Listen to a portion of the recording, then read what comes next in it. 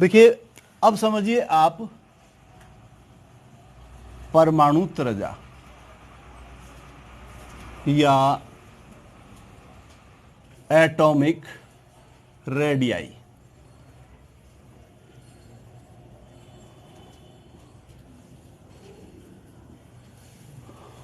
परमाणु त्रिज्या या एटॉमिक रेडियाई या रेडियस भी बोल देते हैं।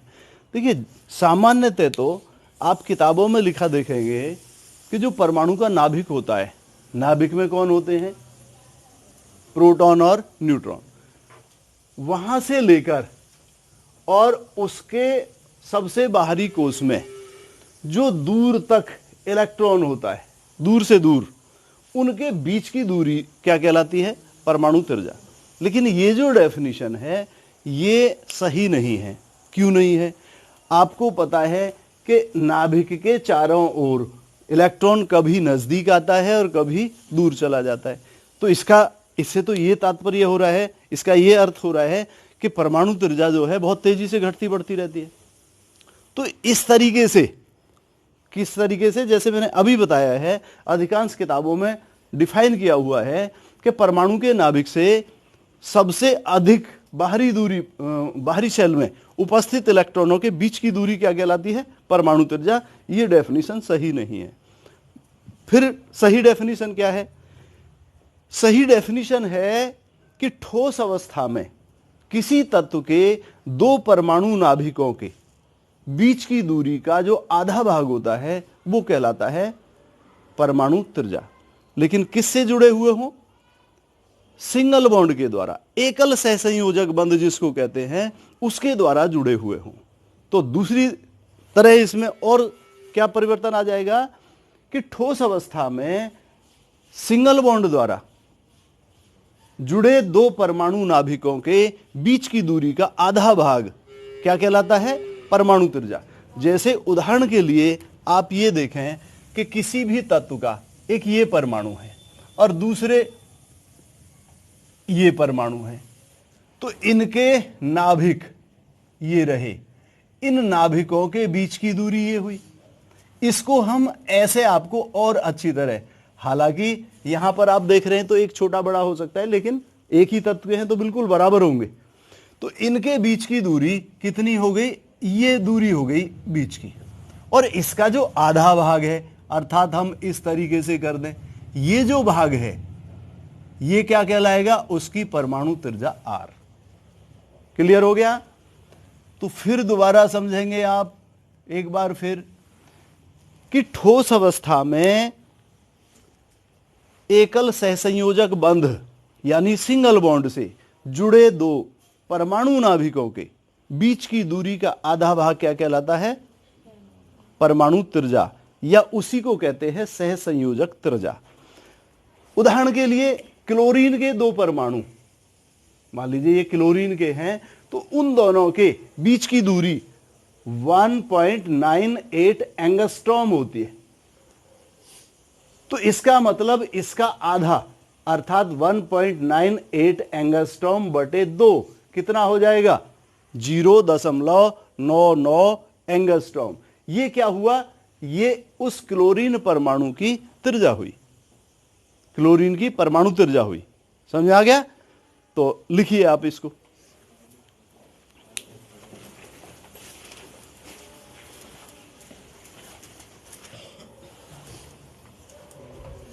इसका आप फॉर्मूला लिख लें, परमाणु त्रिज्या R बराबर सिंगल बॉन्ड द्वारा जुड़े दो परमाणु नाभिकों के बीच की दूरी बटे 2, इस तरीके से। जैसा क्लोरीन में मैंने अभी बताया, क्लोरीन के परमाणु नाभिकों के बीच की दूरी कितनी है, 1.98 एंगस्ट्रॉम। इसका मतलब ये हो गई 1.98 एंगस्ट्रॉम। तो ये कितनी हुई, 0.99 एंगस्ट्रॉम। ये परमाणु त्रिज्या या सहसंयोजक त्रिज्या कहलाती है।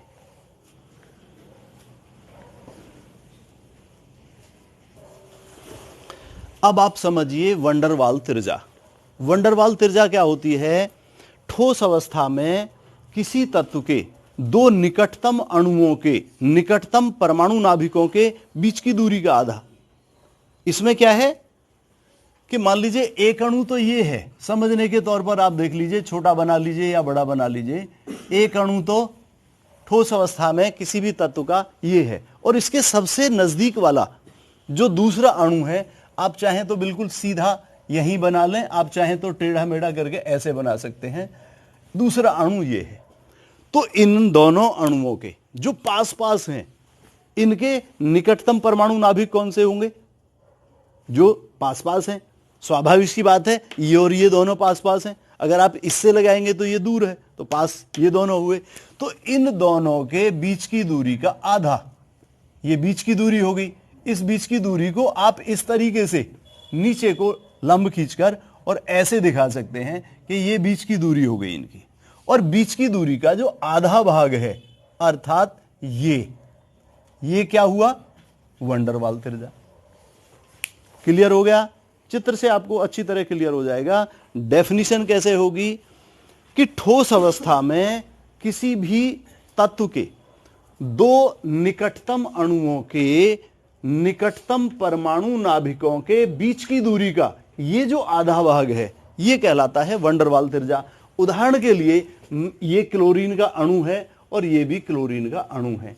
ये जो क्लोरीन अणुओं के निकटतम क्लोरीन परमाणु है, ये भी क्लोरीन का, और ये जो पास पास वाले हैं, इन दोनों के बीच की दूरी जो है 3.60 एंगस्ट्रॉम होती है। तो इसका मतलब इसका जो आधा है, अर्थात 3.60 एंगस्ट्रॉम का आधा कितना हुआ? 1.80 एंगस्ट्रॉम। ये हुआ, ये उसकी क्या हुई? वंडरवाल त्रिज्या, एंगस्ट्रॉम, आर। क्लियर हो गया?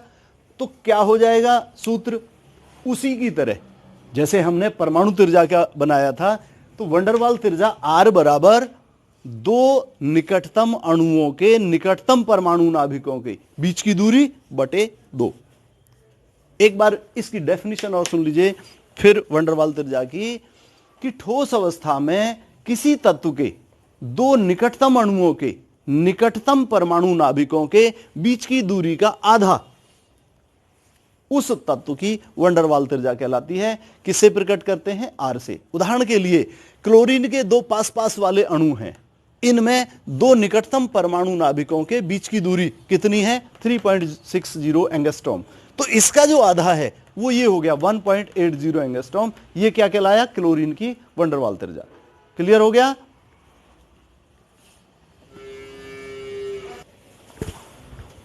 तो वंडरवाल त्रिज्या का फॉर्मूला हो जाएगा दो निकटतम अणुओं के निकटतम परमाणु नाभिकों के बीच की दूरी बटे 2। इस तरीके से समझ आ गया होगा। जब इन दोनों के आप चित्र देखेंगे तो देखिए, जैसे डायग्राम से समझाया गया है आप लोगों को, तो उससे समझ में आ जाएगा। इसमें तो क्या होता है, परमाणु त्रिज्या में सिंगल बॉन्ड द्वारा जुड़े, ठोस अवस्था में सिंगल बॉन्ड द्वारा जुड़े दो परमाणु नाभिकों के बीच की दूरी क्या कहलाती है? परमाणु त्रिज्या या सहसंयोजक त्रिज्या।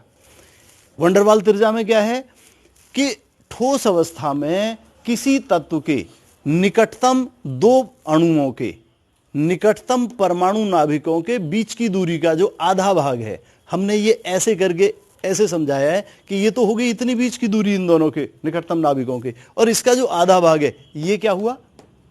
वंडरवाल त्रिज्या। समझ आ गया? तो अब आप समझेंगे आयनिक त्रिज्या।